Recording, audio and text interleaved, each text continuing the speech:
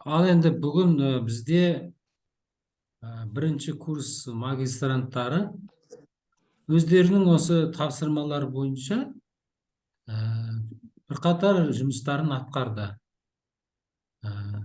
Экранда міне мен көріп отырмын, Ұлжан Анарбек, Берік Исламұлы,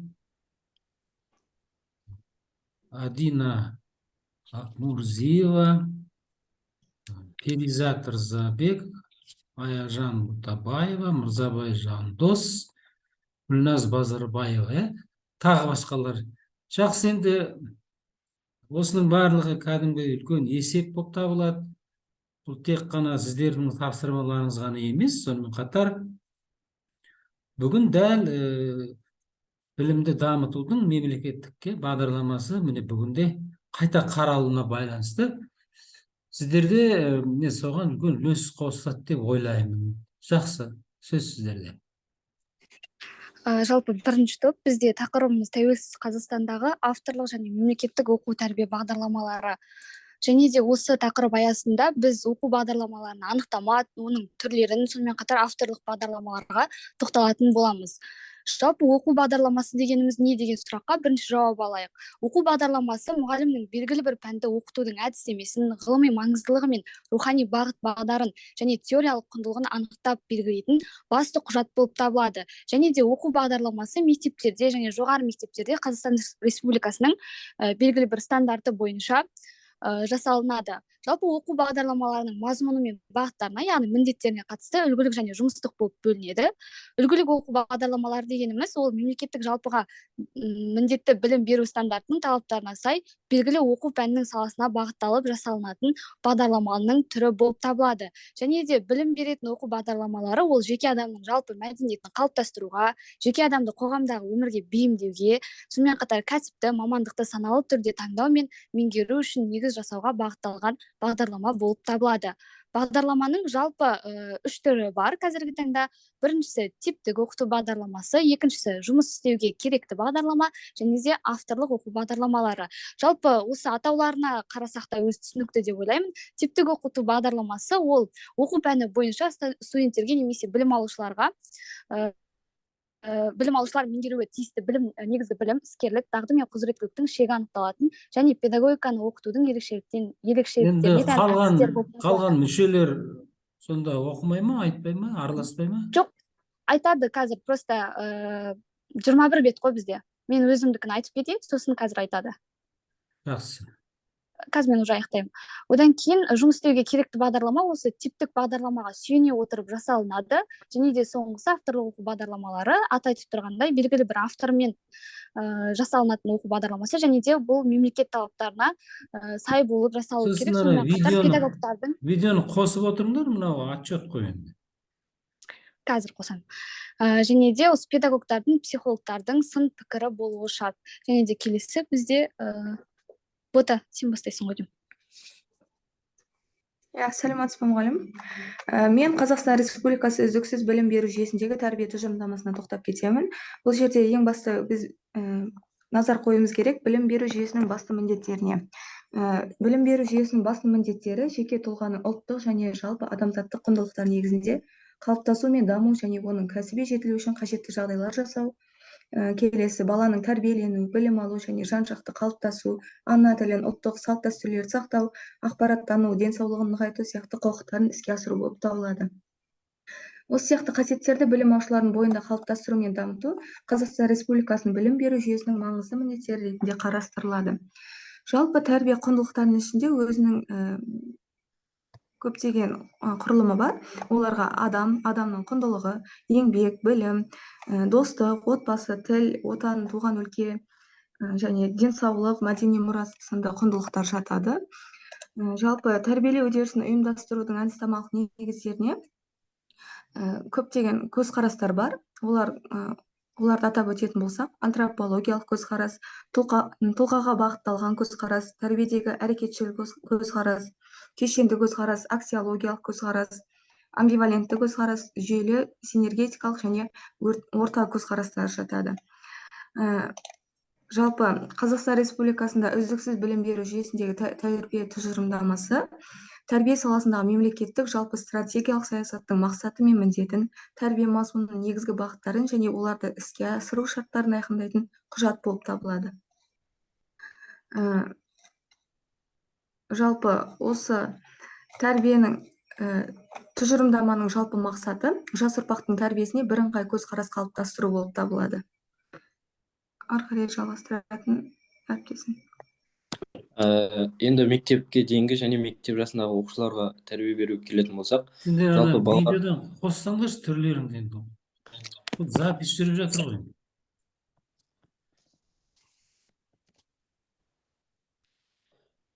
енді мектепке дейінгі және мектеп жасындағы оқушыларға тәрбие беруге келетін болсақ, жалпы балалардың жас ерекшеліктерін есепке ала отырып, оларға тәрбие беру, тәрбие жүйесіндегі негізгі принциптердің бірі болып табылады.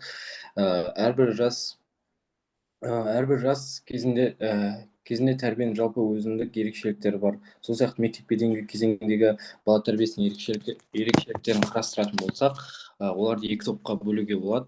Бірінші, адамның қалыптасуының келесі кезеңдеріне жалғасатын тәрбие, оларға бағыттылығы, көп факторлы, үздіксіздігі, кешендік сипаты жатады. Ал бала дамуының мектепке дейінгі кезеңмен байланыстыға мектеп жасына дейінгі бала тәрбиесіндегі үлкен адамдардың атқарушы рөлі, тәрбие нәтижелерін оқытумен уақытымен созу, мектеп жасына дейінгі баланың тәртібі мен іс-әрекетінің тікелей сезіммен, эмоцияның ниеттенумен реттелуі, үлкен адам тарапынан баланың тұлғалық қасиеттерін жағымды бағалаудың, істерін мақұлдаудың ерекше маңыздылығы және де үнемі көрнекілікке сүйенудің мектеп жасына дейінгі балалар тәрбиесіне жағымды практикалық өнегенің қажеттілігі болып табылады.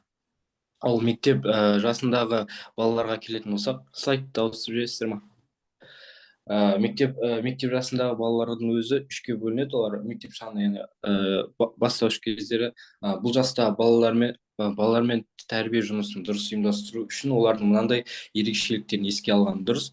Оларға сөз бен істің сәйкес болуын талап ету керек. Үлкен адамдардың жіберген қателіктерін тез байқайды, арманшыл, қиялшыл болып келеді, ұйымшыл келеді, сенімді серік іздейді, өз мүмкіндіктерін, күшін асыра бағалайды, түрлі спорт ойындарына өте ықыласты болып келеді. Енді орта жаста жеткіншек шақтағы балалармен кейбір ерекшеліктерін еске алып тәрбие жұмысын тиімді жүргізген дұрыс. Олардың ерекшеліктері, олар үлкендермен қарым-қатынасын жақсартуға тырысады, мүмкіншіліктерін ескермей, ойланбай асығыс шешім қабылдайды, қоғамға пайдалы істерге ықыласты, ұжымшыл, жолдастық, достық сезім нығаяды, кітап оқуға, кинофильмдерді көруге ынталы, спортты ұнатады. Ал енді жасөспірім шақ жеке тұлғаның қалыптасқан кезеңі болып табылады. Бірақ жоғары сыныптағылардың бірден көзге түсетін ерекше жеке тұлға екендігін ұмытпауымыз керек. Жоғары сынып оқушылары жүргізілетін жұмыстағы жетекші педагогқа идея жеке тұлғаның өзіне тән құштарлықтарына сәйкес оның негізгі мүмкіндіктерін іске қосу үшін, жүзеге асыру үшін жағдай жасау, өз болашағының әлеуметтік мәнділік жағынан анықтап алу үшін көмектесуі керек педагог. Келесі жалғастыратын әріптесім.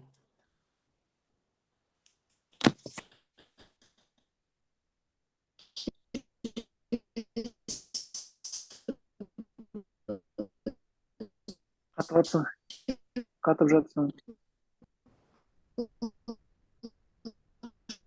Мырза ғой, енді видеоңды қос, бәріне персонально айту керек пе? Сендер үлкен отчет жасап жатсыңдар ма? Қосыңдар бәрі. Рай, сенің даусың естіліп жатқан жоқ, қатып жатсың.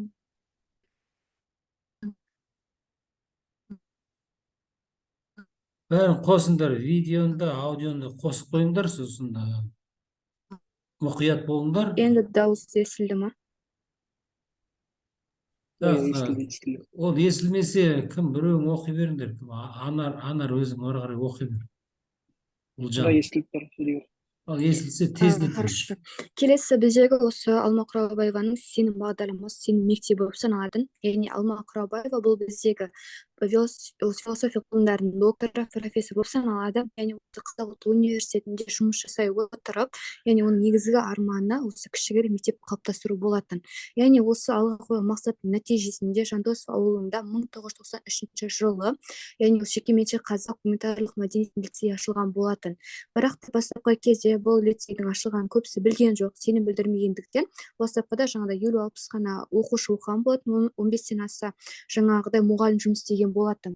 Яғни бұл кісінің бұл мектептегі ашудағы мақсаты, яғни осы заманға лайық тұлға қалыптастыру, баланың сенімін жаңағыдай бекіту болып саналатын.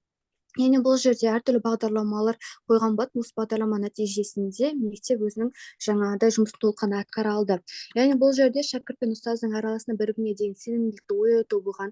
Яғни ол кісінің несі айтуы бойынша мұғалім дейтін бізде жаңағыдай тергеуші емес, бізде үйретуші, сонымен қатар тәртіпке салып қоюшы ғана емес, рухани өсіруші деп қалыптастырған болатын. Яғни баланы қызықтыру арқылы ерте жаңағыдай білетін адам балаға нені үйреткісі келсе, соны өзі көрсете алады.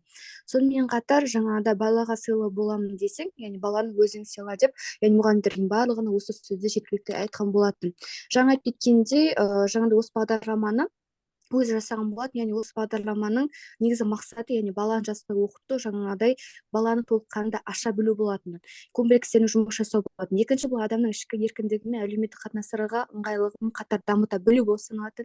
Ал үшінші мектеп ішіндегі жаңағыдай өктемділікті жүргізбей, яғни ешқандай қатаң нелерді қолданбай баланы еркін дамыта білу болатын. Ал төртіншіден, яғни бұл балада құндылықты меңгерту, тәрбиені толыққанды жасату болып саналатын. Яғни бұл бағдарлама жүзеге асыру үшін мектеп ішінде қандай шаралар жүргізді? Бірінші бұл хат жазысу, яғни бұл мектептің ішінде арнайы жәшік салынған болатын. Яғни соған бала өзінің ішіндегі мұғалімге айта алмай жүрген нәрселерін барлығын хат арқылы жазып, сол жәшікке салған болатын. Яғни бала бұл жерде қалай сабаққа не үшін дайындалмай келгенін, не үшін өзінде қандай жаңағыдай комплекстер барлығын осы жерге параққа жазып қалдырып кеткен болатын. Яғни соның барлығын мұғалімдер оқып, сол баламен тікелей жұмыс жасауға тырысқан болатын. Келесі практикалық бейнелеу сабақтар, жаңа айтқандай, бұның негізі мақсаты жаңағыдай баланың сенімділігін жаңағыдай қалыптастыру болса, екінші рухани жағынан байыту болып саналатын. Сол үшін де бұл жақта көбінесе шығармашылық жағынан қазақтың жаңағыдай бұрынғы салт дәстүрлерін, жаңағыдай шежіре жырларын, аңыздарын барлығын көп үйрету мақсатын факультет сабақтар көп жүргізілетін болатын. Ал үшінші музыка бұл мектеп өміріндегі мәңгі ие. Яғни бұл жерде мектептің даже қоңырауында үзіліске шығатын қоңыраудың өзін обычный қоңыраумен қоймай, яғни ерекше жаңағыдай музыкаларды қою арқылы баланың бойына күнделікті сіңдіру болатын. Одан кейін жаңағыдай шығармашылығын дәріптеу, яғни бұл жерде бала өзін ашу үшін өзінің бойында шығармашылықты дамыта білу керек. Яғни бала өзінің бойында қандай шығармашылықтар бар, мысалы біреу сурет салуға бейім болады, мысалы біреу өлең шығару, сөз жұмбақ құрастыру деген сияқты өзінің қасиеттері бар ғой, соның барлығын салып өзінің оқитын сыныбының қабырғасына іліп қоятын.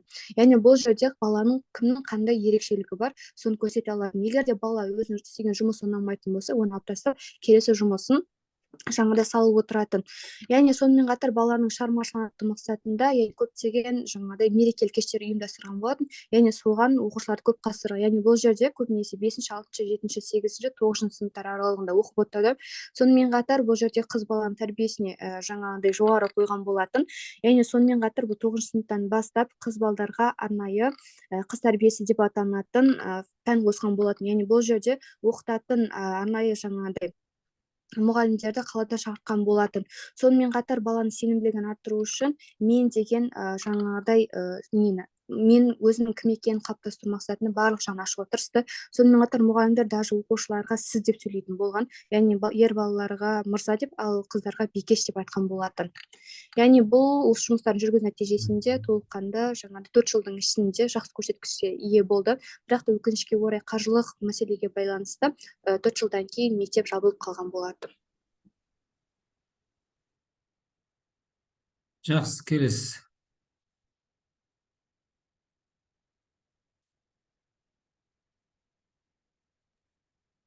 Қыздар келесін оқысаңыздаршы. Иә, тездетіңдер ана. Қазір мына лимит бітіп қалады ғой. Беймнұр слайдты ауыстыршы, кім екенін Иә, айтамын. нақты сөйлеңдер. Сосын Перизат, алтын көмбе. Келесі бізде яғни алтын көмбе бағдарламасы. Негізінен алтын көмбе бағдарламасының ұйымдастырушысы ұлағатты ұстаз, ақын, журналист Жұмаш Өтеев болған. Жұмаш Өтеевті қазір ғалымдар арасында Мұқағали Мақатаевтың шәкірті деп атап кеткен. Себебі ол кісі өзінің еңбекқорлығының арқасында осы Мұқағали Мақатаев ауылындағы халық ағарту ісін одан әрі жалғастырған ұстаз болып табылады. Негізінен осы республикада ұлттық мектептердің дамуына өзінің бірден бір үлесін қосқан. Ол кісінің алтын көмбе бағдарламасының негізгі мақсаты, яғни жастардың кітап оқуға деген қызығушылығын ояту болып табылады. Яғни алтын көмбе бағдарламасында жастардың кітап оқуға деген қызығушылығын қалай оятуға болады, олардың білім біліктілігін қалай арттыруға болады деген сұрақтар талқыланған екен. Сонымен қатар осы алтын көмбе бағдарламасының арқасында халықтың оның ішінде әсіресе жастардың кітапқа деген білім бағдарлама, яғни олардың қандай кітаптар оқу керек немесе қандай мақсатта оқу керек деген сұрақтардың барлығына жауаптар табылады екен.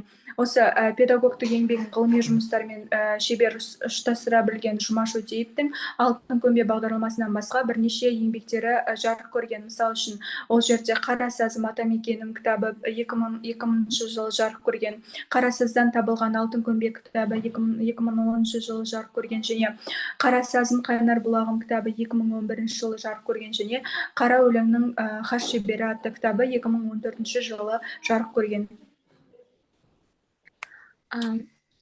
Имандылық тәрбиесі осы негізінен қазақ халқы жастарды ізеттілікке, кішіпейілділікке, инабаттылыққа тәрбиелеуде біріншілікке деп санаған. Өйткені адамгершілік қасиетті негізі имандылық пен ізеттілік, ал имандылық адамның сенімі болып көрсетіледі.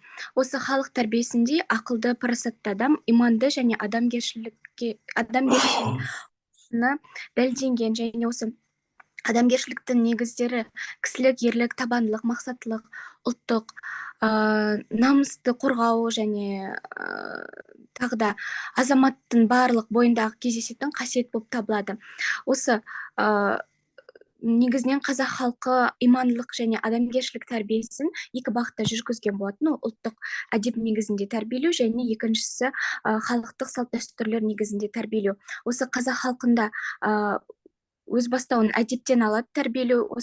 Ал ұлттық әдеп үшке бөлінген болатын. Ол мінез құлық әдептері, жүріс тұрыс әдептері және де қарым қатынас әдептері. Негізінен мінез құлық әдептеріне жаңағы биязылық, кішіпейілділік, салмақтылық, кеңпейілділік және тағы басқаларын жатқызған болатын. Ал жүріс тұрыс әдептеріне есіктен сәлем беріп, оң аяқпен кіру, тағамды оң қолмен жеу, нанды екі қолмен бөлу деген сияқты әдептерді жатқызуға болады. Ал қарым қатынас әдептеріне осы үлкеннің алдын кеспеу, үлкеннен бұрын сәлем беру және де екі қолдап амандасу және тағы сол сияқты. Негізінен осы имандылық пен адамгершілік тәрбиесін берудің негіздері жаңа халықтың ауыз әдебиетінен діни рухани тәрбие, сонымен қатар халық тарихы, ұлттық мәдениет болып табылады. Келесі.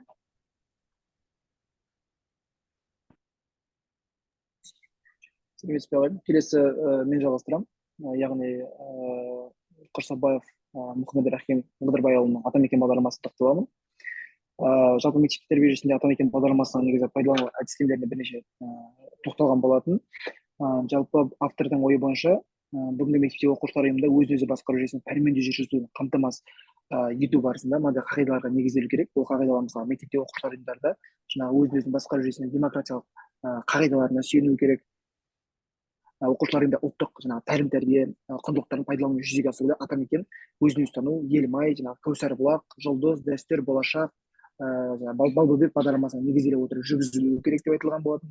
Мемлекеттік білім және тәрбие саясатына қатысты қаулы қарарлар мен заңдарға орындалуына ұйытқы болу керек, яғни негізі солардан алу керек. Қазақстандық және патриотизм идеясын қалыптастыру дәл осы атамекен бағдарламасының пайдаланудағы негізгі қағидаттардың бірі болып табылады. Енді осы атамекен бағдарламасын іске асырудың тиімді жолдары не нәрселер? Олар оқушылар ұйымындағы өзін-өзі басқару жүйесі болмақ. Яғни өзін-өзі басқару жұмыс жүйесі бұл атамекен бағдарламасының тиімді бір жолы болып табылады. Жалпы негізі оқушылар ұйымының ең жоғарғы органы бізде жаңа айтамыз ғой мектепте бүкіл мектептегі оқушылар құрылтай болып табылады. Ұйым республика оқушылар ұйымы құрылтайы қабылдаған жарғы талаптар негізінде әрекет жасайды, соның негізінде жұмыс жасайды. Республика және басқа жоғары органдар мемлекеттік тіркеуге жатады. Олар өздерінің бір киім үлгісі болады, төс белгісі, жаңағыдай не айтамыз, мойынға тағатын галстугы болады, және де өзіндік бір рәміздері белгіленеді. Жалпы оқушылар ұйымында осылайша белгілі бір жүйе келтіру, біріншіден оқушылардың өзін өзі басқару жұмыстарының жаңағы оңтайлы жолға түсуіне себепші болса, екіншіден мектеп әкімшілігі мен тәрбие жұмыстарына жеңілдеуіне мүмкіндік туғызады. Жалпы оқушылар мен ұстаздар, тәрбиешілер интернет сайт материалдар арқылы өз мектептерінде атамекен бағдарламасы бойынша көптеген электронды ақпараттар алмасып отыра алады. Олардың арасында жаңағы Қызылорда бар, біздің Қостанай, Ақмола облыстары, Алматы, Астана қалалары, Ресейдегі жаңағы Омбы өлкесі мен Қасқат деген ауыл бар. Сол ауылдарда оқушылардың жасап шығарған электрондық материалдары атап өтуге болады. Ұлжан, қорытындылап кетейін ба? Иә, қорытындылай бер.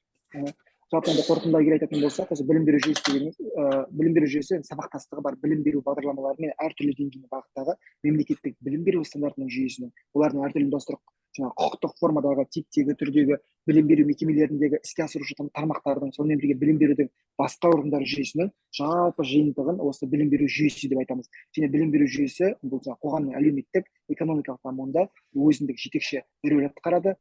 Сондай-ақ оны әрі қарай айқындай, анықтай түседі. Болды ма? Ағай, осымен біздің слайдымыз аяқталды. Тақырыпты жан-жақты қамтуға тырыстық. Оқу бағдарламасы мен тәрбиені сабақтастырдық. Себебі білім берумен қатар тәрбие беру жалпы педагог ретінде біздің басты міндетіміз ғой. Сондықтан екі бағытты сабақтастыра отырмыз. Сұрақ қойыңдар енді, сұрақ. Келесі топ қойсын анда. Екінші топ. Бәрібір екінші топ өздерін қоя беріңдер. Неге ұмытып кетсіңдер ғой Мектепке дейін және мектеп жасындағы оқушылар тәрбиелеу қай жылы жазылғанын ұмытып кетсіңдер ғой. Қай жылын білесіңдер ме? Қай жыл екен?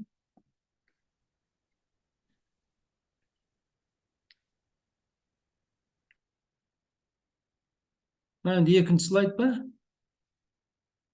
Екінші топтың слайды. Ағай, біздің топ құра берейік па? Жақсы, мен мынаны өшірейін, қайта кірейін, өйткені лимит бітіп қалады. Жақсы, онда қайтып кіреміз. Бірақ сөйлей беріңдерші неткенге дейін. Сөйлей берейік па? Шығады ғой, Яғни осы 10 минут қалды дейді. Өшіре тұрайын, үлгермейсіңдер ғой. Қайтып кірейік онда.